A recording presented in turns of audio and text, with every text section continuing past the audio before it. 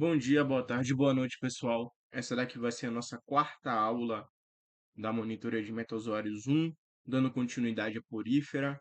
Agora a gente vai entrar na parte mais focada na alimentação, a ecologia, a classificação dos grupos, tá certo?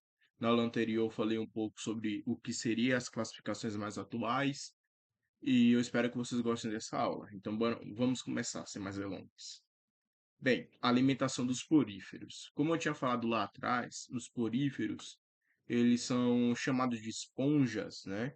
Pela capacidade de eles absorverem água. Então, eles absorvem água com a finalidade de alimentação, tá bom? Então, eles são animais filtradores, né? Bentônicos, eles ficam lá no fundo do mar. E eles são divididos, né? Além da sua divisão anatômica, histológica, eles vão ser divididos em câmaras, ou então em passagens, tá certo? Então, primeiro, o que acontece? A água, ela vai ser puxada pelo movimento do flagelo dos conoflagelados, dos conócitos deles, tá certo? E essa água vai entrar pelos poros. Acontece que esse poro também é um tipo de célula, tá bom? Então, a esponja, ela pode controlar a quantidade de água que ela consegue absorver a partir do fechamento desses poros e também controlando o movimento dos conócitos que ela possui. Quando tem algum tipo de partícula que ela consegue absorver, então tem células específicas que vão acabar absorvendo essas moléculas, dependendo do que ela é feita e do tamanho dela, e aquelas menores que vão absorver vão ser os coanócitos, né, que vão acabar digerindo intercelularmente essa molécula e acabar passando para os amebócitos. Eu vou falar um pouquinho mais para frente, tá bom? Então aqui vai ter a esquematização do que eu estava falando lá atrás. Então aqui a água, ela vem carreada, ela tem substâncias dissolvidas nela e elas vão acabar passando pelo poro, né? Que é chamado de polo inalante. Lembrando, em tudo que inala que está puxando, tudo que exala é o que está liberando para fora, tá bom? Se uma molécula ela tem mais do que 50 microns, né? Ela não consegue ser absorvida. Ela é ignorada pela esponja. Então, se você tinha alguma dúvida, se uma carne, se um pedaço de carne, se um peixe morto, se um ser marinho morto, um pedaço de coral, uma alga, for atraída pelo fluxo da água da esponja, ou então até pela correnteza, ela vai acabar digerindo. Se não for a carnívora, não. Pode ficar preso ali, pode ficar conectado ao corpo. Aí, à medida que as células, à medida que a carne, à medida que as partes das plantas vão sendo degradadas, aí as pequenas partículas vão ser absorvidas, tá bom? Então, quando essa água chega, ela vai entrar pelo polo inalante, tá bom? Aí as grandes moléculas, elas vão ser capturadas por amebócitos, tá bom? Aí esses amebócitos, que também são chamados, também podem ser os arqueócitos também, não são os amebócitos, eles vão acabar absorvendo essa célula não, essa partícula, vai começar a degradá-la e vai acabar disponibilizando para o resto das outras células, né? A partir da quantidade de energia que ela está necessitando no momento. Se essa molécula ela não pode ser digerida, ou ela não é o foco da anexação da esponja. Lembra que eu falei que para fazer as espículas elas utilizavam sílica, silício, areia e também carbonato de cálcio, ou seja, o cálcio dissolvido, também poderia utilizar magnésio e por aí vai. Então, se essas moléculas não forem utilizadas ou não há necessidade, esses arqueócitos acabam fazendo com que essas moléculas sejam liberadas para o ambiente, né, através do polo exalante, tá bom? Então, quando tem uma molécula muito, muito pequena, menos de um micron, ela acaba sendo absorvida por quem? Pelo coanócito. Aí esse coanócito vai ter uma degradação parcial no interior dele, ele vai ter sua reabsorção de energia, porque ele é um flagelo. Ele é uma célula flagelada, ele está gastando muita energia para fazer o flagelo dele se movimentar. Então ele já absorve o que ele necessita e o restante ele passa para os amebócitos, tá certo? ou então alguns outros arqueócitos, e eles liberam essa substância para a esponja, ou até mesmo eles podem ter vacúolos, né? Vacúolo é um nome um pouco generalizado, mas ele vai ter algum tipo de organela, né? Que nós podemos chamar de vacúolo para armazenar gordura, né? Para armazenar as substâncias que eles necessitam para futuramente reutilizarem, tá certo? Então vocês podem ler aqui a legenda, pausar, ver as figuras, ver a figura e tentar interpretar aqui de uma melhor forma, né? Como é que isso ocorre. Mas isso daqui eu vou colocar na atividade, que é bem interessante para vocês saberem pelo menos uma base de como é gerado, como é absorvido, né? Como é capturado o alimento, como é degradado e por aí vai. Então, existem as plantas carnívoras.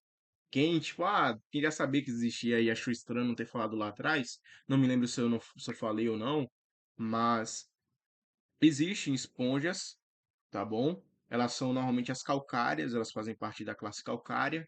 Elas acabam tendo a capacidade de se alimentar de outros seres vivos. Por quê? Elas são ultra especializadas, tá bom? É possível.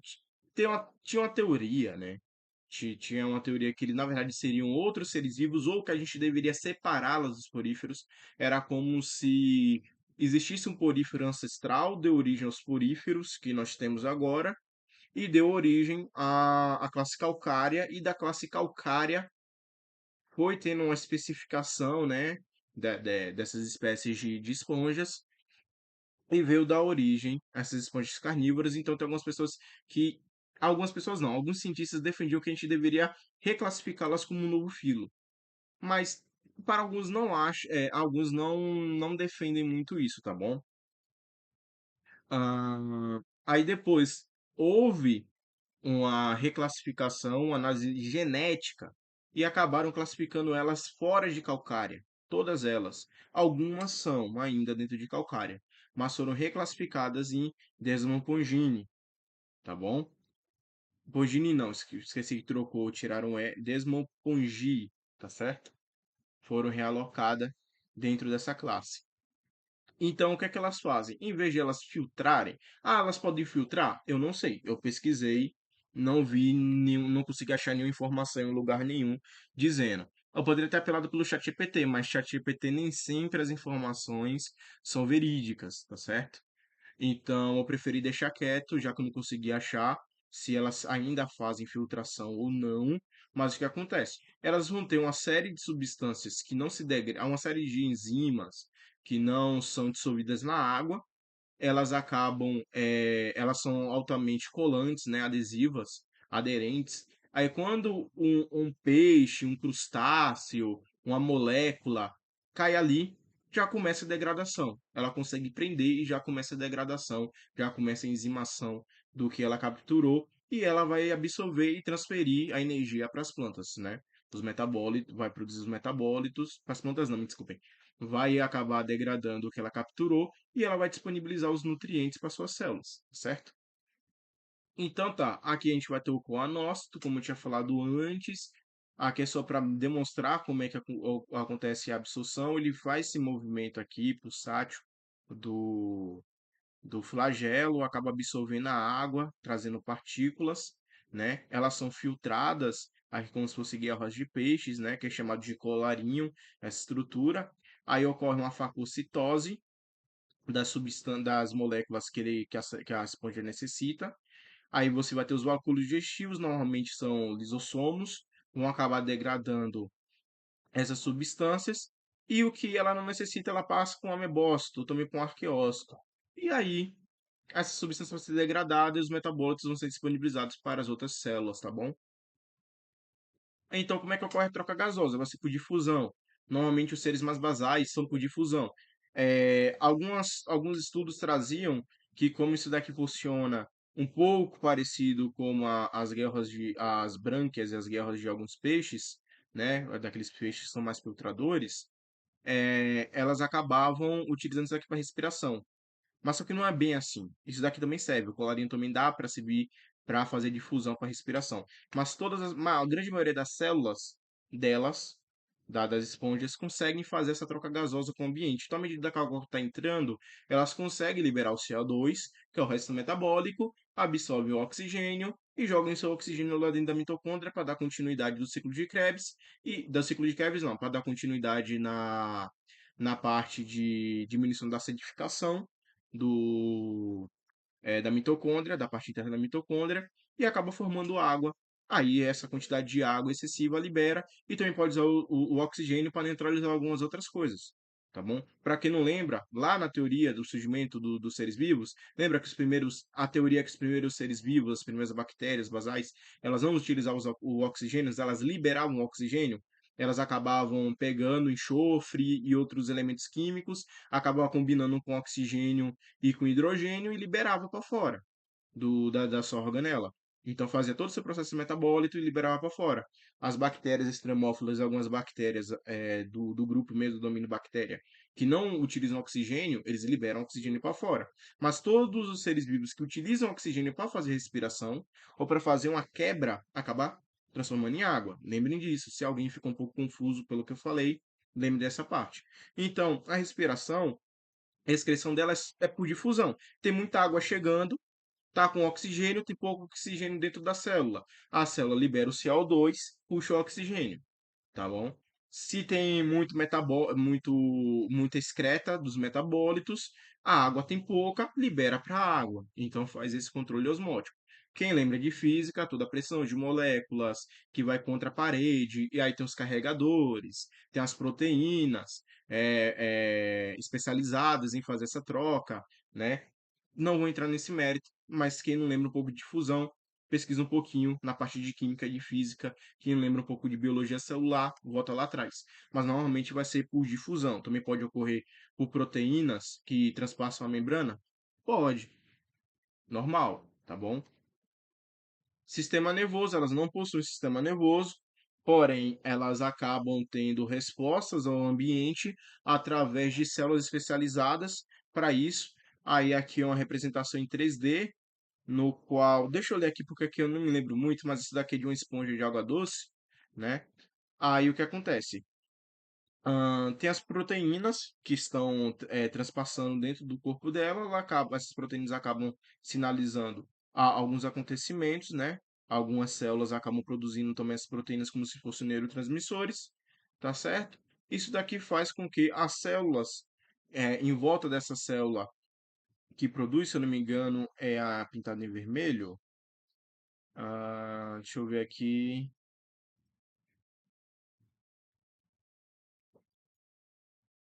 Não, eu não acabei especificando aqui no slide. Mas só que, se eu não me engano, essa célula aqui vermelha, ela acaba liberando proteínas no ambiente, dentro da mesogleia, ou então entre, né, as duas partes internas, as duas partes externas da esponja, e esses neurotransmissores acabam como é que fala? Levando a informação para fazer com que as células reajam a alguma coisa. Então, não são exatamente neurônios, não é bem um tecido nervoso, mas ela sim tem uma maneira de fazer, como é que fala? De fazer esse processo das células se comunicarem, como eu tinha falado lá atrás, tá certo? Na aula anterior.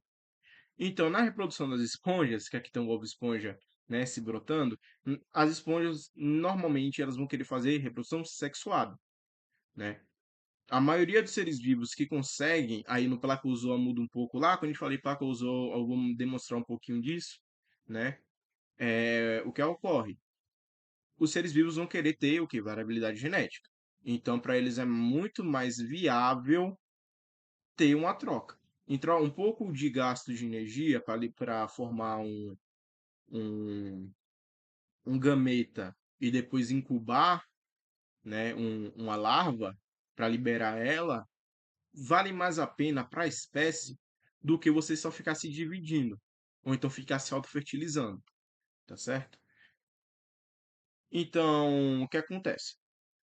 Ah, todas as esponjas, elas são dioicas. Elas vão ser masculinas ou femininas, tá bom? Mas elas são hermafroditas. Elas conseguem, através do tempo, modificar a sua, não é nem bem modificar essa estrutura, elas escolhem metabolicamente que tipo de gameta elas vão produzir.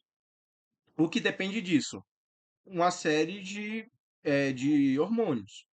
Ah, a temperatura como é que fala? Vai modificar alguma coisa? Tem alguns estudos que falam um pouco sobre isso.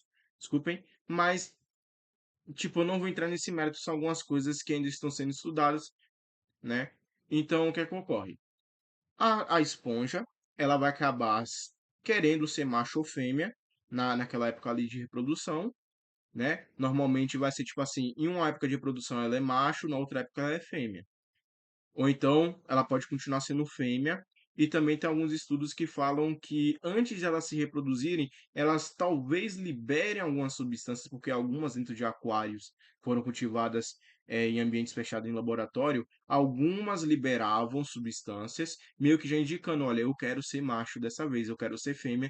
Então, as esponjas já recebendo essa quantidade de sinalizações químicas, aí elas decidiriam em qual seria seu papel na reprodução daquela vez, né? Para ter uma média, para ter um equilíbrio. Mas isso não é bem documentado. Isso foi um estudo bem antigo, de 2006. Eu nem coloquei como referência aqui porque foi um subartigo, né? Que não levou isso muito adiante. Então, não sei como é que isso é visto hoje. Tentei procurar, não achei. Então, vai ter lá, elas vão escolher se elas vão ser machos ou fêmeas. Dentro da mesogleia, elas vão ter qualquer uma das células dela, ou vai se diferenciar, elas podem até gerar uma nova célula mesmo. Ela vai se diferenciar, vai ser um óvulo ou um espermatozoide. Aí a espermatozoide vai ser liberado no ambiente. Aí ele vai chegar até uma esponja, ele vai acabar adentrando dentro da esponja até a mesogleia, ele vai sinalizar que ele vai entrar, então a esponja permite, né? Aí ele vai fecundar o óvulo vai gerar uma larva, e essa larva vai ser liberada para o ambiente. Quando eu tive a aula, o professor tinha falado que só existe que o tipo era anfiblástula. Mas eu pesquisando para fazer essa aula, eu descobri que são várias. Até no Lenring tem uma tabelinha com vários tipos de larva. Eu escolhi três que são as mais principais, tá bom?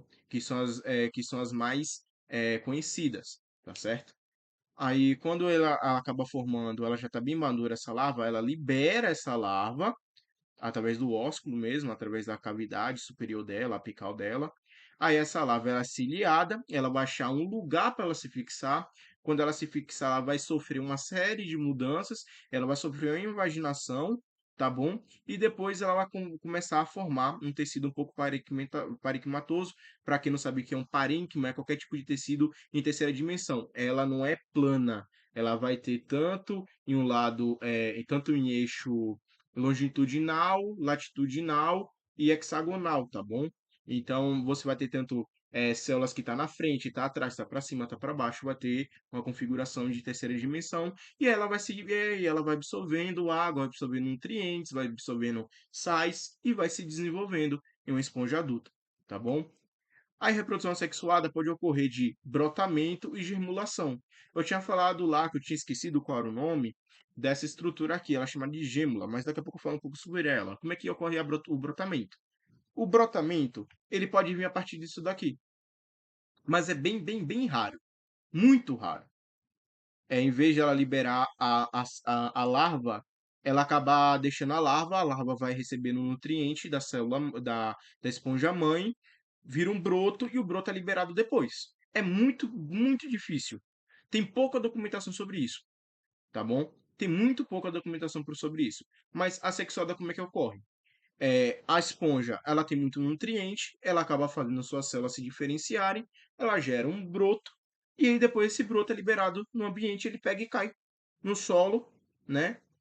Oceânico, ele gera lá suas substâncias autocolantes, suas proteínas autocolantes, e ele fica fixado perto da esponja mãe, tá certo? O que é que como é que isso pode ocorrer?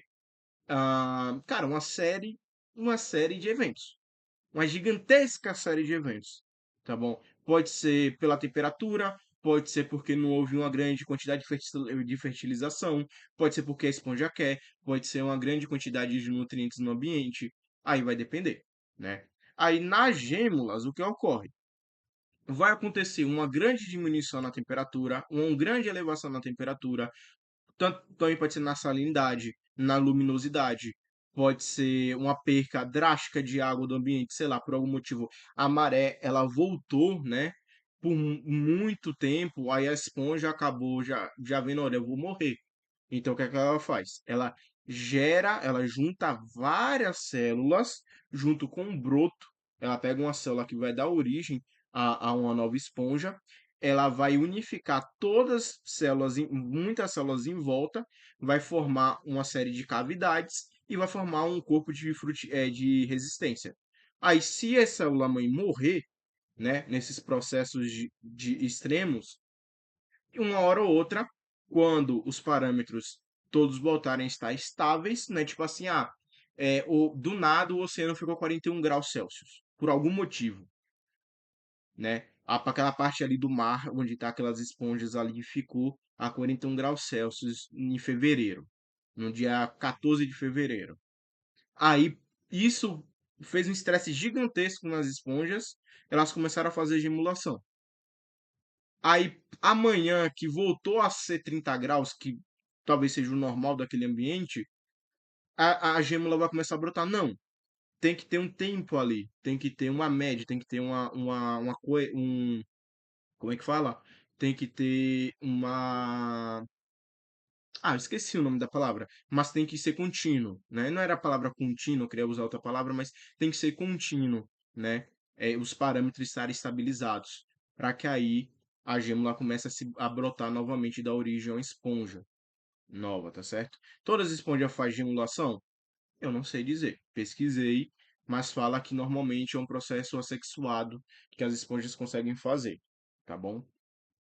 Então aqui é um experimento, né, que foi feito, porque, como eu tinha falado, as esponjas, elas conseguem se comunicar muito facilmente, as células conseguem se comunicar muito facilmente através de substâncias. Nós, que temos sistema nervoso, a gente precisa do que? Dos neurônios, tá certo? Para fazer isso.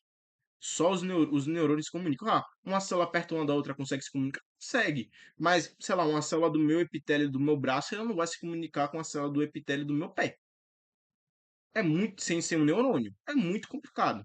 Uma glândula se comunicar com outra lá embaixo sem todo esse processo de sistema hematopoético, de transporte, de fluido e por aí vai.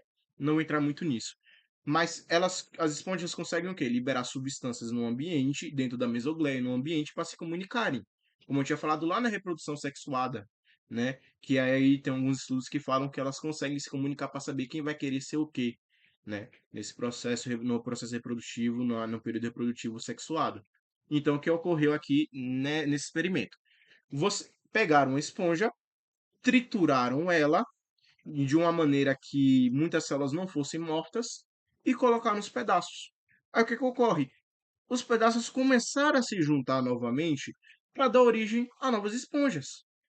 Então, quando há uma fragmentação da esponja, aquelas células conseguem se comunicar e conseguem se unir novamente. E lembra que todas as células da esponja são totipotentes? Se está necessitando de células de defesa em algum período, várias células, não importa qual seja, vão acabar se tornando células de defesa para elas. Está precisando de muito mais coonócito? Algumas células vão se tornar coonócitos. Está precisando de mais células da parte externa, né? Do folheto externo da esponja? Vão ter células que vão se diferenciar nesse folheto, em células desse folheto, tá certo? Elas conseguem se modificar, elas conseguem se comunicar, e é por isso que ela tem essas capacidades, né, de se unificar novamente, tá bom?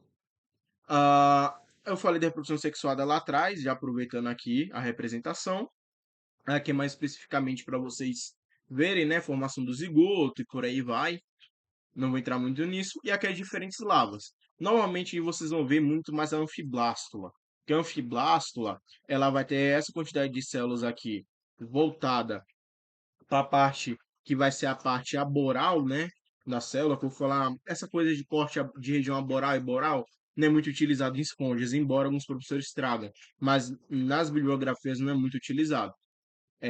Ela vai ter aqui essa parte aqui sem, como é que fala? sem células, assim como essa daqui, mas que ocorre. Qual a grande diferença delas? Na lava anfiblástula, a característica principal é que o macrômero ele vai se tornar a base. E o micrômero, ele vai ser o cílio que vai dar locomoção para, vão ser essas células ciliares que vão dar locomoção, tá certo? Para ela acabar encontrando uma região para se fixar, tá bom? E depois o macrômero vai se tornar os coanócitos, tá certo? A gente tem a blastocele, que é só uma cavidade. Ela pode até abrigar um pouco de substâncias químicas para alimentar essas células aqui, até ela achar um ambiente bom para ela se desenvolver, mas não é muito. Isso não é algo geral, tá bom? A lava parênquima, já está dizendo, ela tem um tecido parenquimatoso, um tecido bem denso. Aí ela vai ter o quê? Qual a diferença dela? Ela vai ser mais resistente do que as outras. Aqui tem um pouco de informação que vocês quiserem podem pausar para ler, mas é muito mais pela morfologia que elas têm, tá certo? E a celoblástula, que é que dentro das três que são mais comuns, é a menos comum. Ela vai ter flagelos em volta, um pouco uniforme, e ela normalmente são de esponjas de ambientes que elas conseguem ir por mais, elas conseguem, como é que eu posso dizer? É um ambiente que as esponjas, não é que elas conseguem, é que elas necessitam de mais substâncias. Então, é por isso que ela tem uma maior quantidade de flagelo, porque ela vai ter uma maior quantidade de coonócito quando ela se fixar. Então, elas necessitam absorver o máximo de substância possível para formar a sua estrutura, né? Para formar suas espículas, as suas fibrilas de espongina, tá? Então é isso. E aqui mostra, né, o zigoto, a glaculação delas, e elas vão se desenvolvendo. É uma coisa que é muito importante também, que eu acho que eu não falei, que eu acho não, eu acho que eu tenho uma certeza que eu não falei sobre isso, mas não tem um grande problema, de qualquer maneira eu vou citar novamente lá em Quinidades. As esponjas, elas não têm folheto embrionário. Então elas são chamadas de ablástula. Lembra que tem o termo diblástico e triblástico? Vocês devem ter visto isso em biologia celular e também histologia, tá bom? Que é o quê? Se você vai ter a epiderme, a endoderme, é diblástico. Aí se você gera a mesoderme, você é triblástico. Aí tem também uma defesa que a mesoderme ela se diferencia e alguns seres vivos são tetrablásticos. Eu não vou entrar muito nisso, mas as esponjas elas não geram nenhum folheto embrionário. As células, quando forma a larva, já tem lá as células que já vão se diferenciar. O zigoto vai se multiplicando, vai se dividindo. Ele não sofre invaginação. Ele forma lá o formato da larva. A larva sai, se fixa, se multiplica, absorvendo nutriente e acabou. Tá bom? Ela não gera folheto. Então, na classificação das esponjas, né? Era defendido que tem três classes, tá bom? Na verdade, existe uma extinta, tá certo? Muitos livros vocês vão ler, aí eu vou falar, são três classes. Não, tem mais uma classe que está extinta. Quando eu fazer qualquer aula aqui de zoologia, né?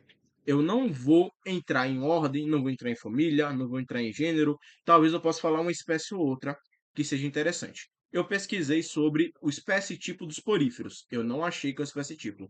Ah, o que é espécie tipo? Espécie tipo é aquela espécie que foi primeiramente descrita e ela deu origem a uma classificação.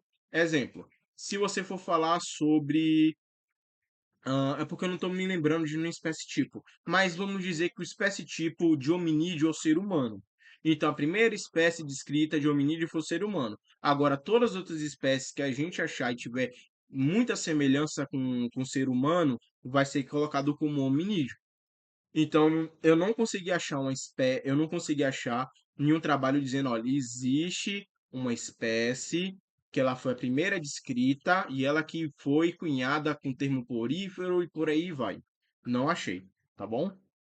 Então, elas possuem até cerca de 8.000 espécies, que é dividida em três classes viventes e uma não vivente, tá bom? Então nós temos a classe calcária, né? Normalmente ela vai ter um esqueleto formado de carbonato de cálcio. A estrutura dela tem espículas com três pontas normalmente. O plano corporal ela normalmente vai ter os três tipos de plano corporal. Lembra que eu falei que o plano corporal não define uma espécie, não define uma classe, não define nada, é porque vai depender do ambiente, da evolução, de como a célula se desenvolveu e por aí vai. Sobre a etimologia de calcária, significa aquela que é feita com cal, aquela que é feita de cálcio, tá bom? Diversidade, existe 400 espécies descritas hoje, cerca de 400 espécies divididas em 6 famílias, né? E o exemplo é o Silcon, a esponja vaso, aqui tem uma espécie de Silcon ciliatum, né?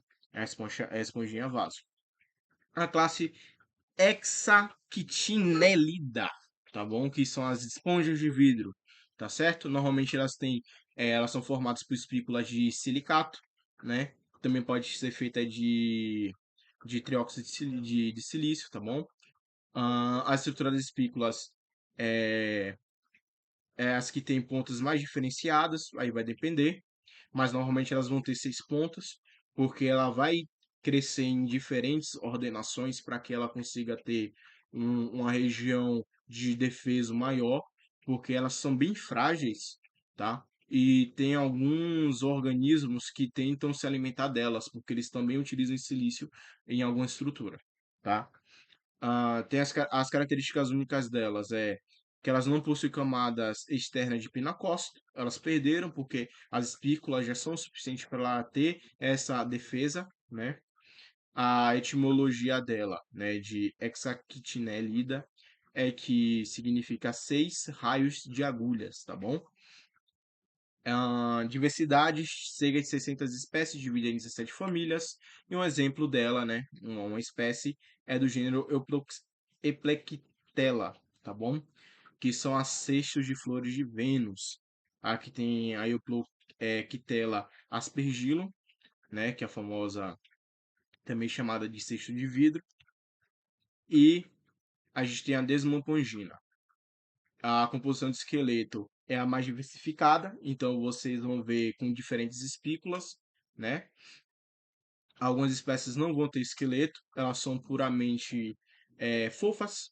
Se vocês já viram, tipo assim, uma esponja amarelinha meio quadriculada, que a galera fala, Bob Esponja de verdade na vida real. Ela faz parte aqui dessa classe, tá bom?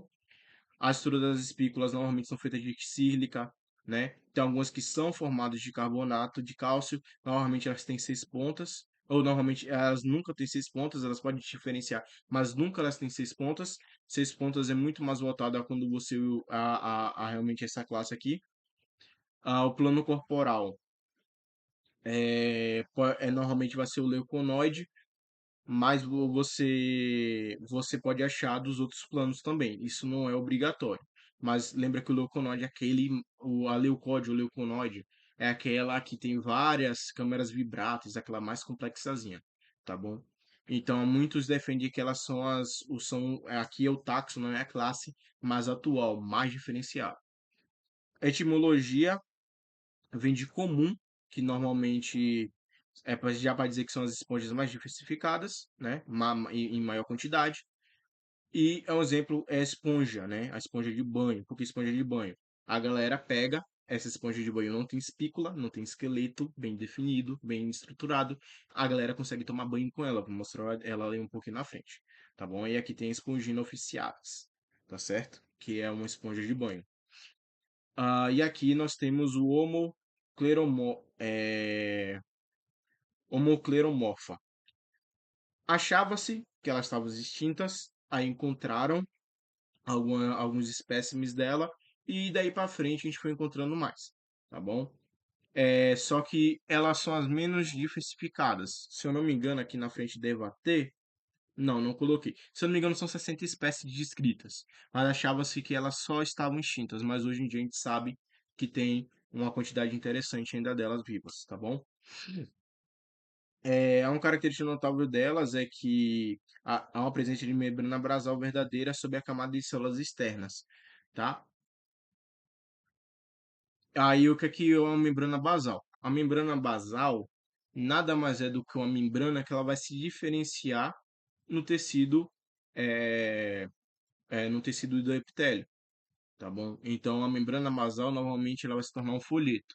Aí ela tem algo muito parecido com isso, é uma característica única delas, tá bom? Aí como espécie Aqui eu escolhi a Oscarella labularis, tá bom? Se vocês quiserem dar um pause, podem ler, mas aqui não fala muito sobre esse grupo, como eu coloquei aqui não. Porque eu não achei muita coisa, só achei só mesmo que encontraram um pouquinho sobre, elas têm essa parte que elas desenvolvem algo muito parecido com com a crista celular, né? Com a membrana basal e acabou, tá bom? Se vocês acharem mais informação sobre e quiserem compartilhar, é bem aceito. E aqui uma tabelinha que eu pedi para o ChatGPT jogar. Joguei as coisinhas que eu joguei aqui, só para vocês pegarem, né? E, sei lá, se cair na prova, uma diferenciação entre as classes. Tá aqui uma boa diferenciação entre as classes, tá bom? Então, qual é o papel ecológico? Eles desempenham um amplo papel ecológico. Muita gente acha que os poríferos só são, tipo, são filtradores e acabou. Eles são utilizados por muitas espécies como abrigo, eles são utilizados por nós seres humanos para fazer adornos, são utilizados para a gente tomar banho. Tem povos que usam. Vocês podem até comprar na internet, não é tão caro, tá? Eles têm simbiose com vários micro-organismos, eles acabam sendo também tendo um papel muito importante nos oceanos, porque eles regulam, de uma certa maneira, uma quantidade ali de sal do ambiente. Normalmente as costas, os pontos onde você tem uma grande concentração de poríferos, você vê que tem uma salinidade bem controlada. Aí você se afasta um pouco, você vê que ali naquele outro ponto, até próximo, você tem uma salinidade um pouco mais elevada, né? Do que onde estão uma concentração bem alta de esponjas. E por aí vai. E hoje também elas são utilizadas na biotecnologia. Algumas pessoas tentam entender melhor como é que as células se comunicam e como elas conseguem se ordenar para começarem a fazer alguns tipos de nanorobôs e por aí vai. Né? Como eu tinha falado, filtradores, reciclam nutrientes, eles até disponibilizam os metabólitos deles, também servem como alimento para algum micro-organismo, né? Elas têm vários mutualismos com várias espécies. Aqui tem uma lagosta de esponja que, se eu não me engano, o que é que acontece? Ela fica em volta da esponja, ela fica comendo o que a esponja tá puxando, mas não consegue absorver, e ela defende a esponja de algum peixe não conseguir comer a esponja. Esse caranguejo aqui, eu esqueci o nome popular dele, mas se eu não me engano é caranguejo da esponja mesmo, mas também a galera chama de caranguejo caixa verdadeiro, se eu não me engano. Ele acaba pegando pequenas esponjas, ele até corta a esponja mesmo, ele acaba pegando pequenos brotos, ele coloca na carapaça dele e ele usa como camuflagem. Aí ele vê um predador, ele se enterra, tá lá a esponja pra fora. O predador vai comer a esponja? Não vai. E se atacar ele, mais chance de pegar a esponja do que pegar ele. Então, para ele é vantagem. E normalmente eles usam esponjas duras, tá bom? Para fazer isso. E tem alguns peixes que utilizam as esponjas como abrigo e tem espécies de peixes que acabam se reproduzindo dentro das esponjas, tá bom? Então, tem isso daqui que é um pequeno artigo, se eu não me engano, eu coloquei na descrição, que tem golfinhos que eles vão até o fundo do mar, eles pegam a esponja, aí eles vão utilizar essa esponja para caçar, para bater na presa deles, tá bom? Só que isso interfere o quê? Na ecolocalização deles e também na visão deles. Aí é meio que uma troca. E são muito poucos golfinhos que fazem isso. É por espécie? Não. Tá bom? Acho que se não me engano, são as quatro espécies que fazem isso, mas é tipo 5, 6% da população em uma região que faz isso. Então isso é muito, muito, como é que fala? Muito limitado. E pelo que os cientistas viram, os pais ensinam os filhos. Então algum golfinho deve ter feito isso pela primeira vez, teve sucesso e foi ensinando suas crias, e por isso que uma quantidade é pequena. Os outros que vêm não querem fazer e pronto, porque acabou sendo um comportamento passado entre pai e filho, né? O artigo que fala um pouco sobre isso, se vocês quiserem, se eu não botei no link, na descrição, vocês dão uma procurada. Aqui é uma esponja carnívora sendo predando, né, um copépode, deve ser um copépode, predando um copépode não, um isópode, predando um crustáceo, né? E aqui tem vários organismos fazendo simbiose, né, com elas, tá bom? Então, a importância econômica e biotecnológica, eu tinha falado um pouco lá atrás. As esponjas de banho, né, que o pessoal acaba comprando, elas não têm estrutura tão dura assim, normalmente elas não têm um esqueleto bem desenvolvido. Aí o pessoal acaba utilizando para tomar banho.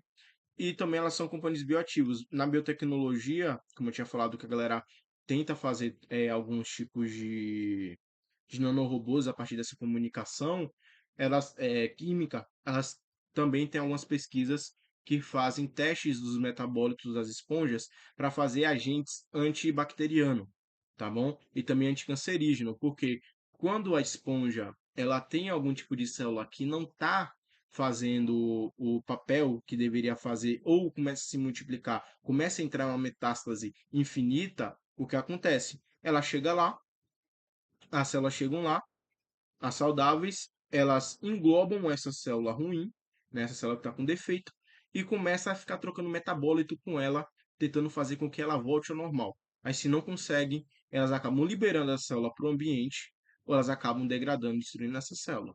Mas isso daí são estudos ainda que estão sendo bem desenvolvidos. Não vou entrar muito em algo muito mais específico sobre isso. Então aqui, esse vídeo aqui está em inglês, né?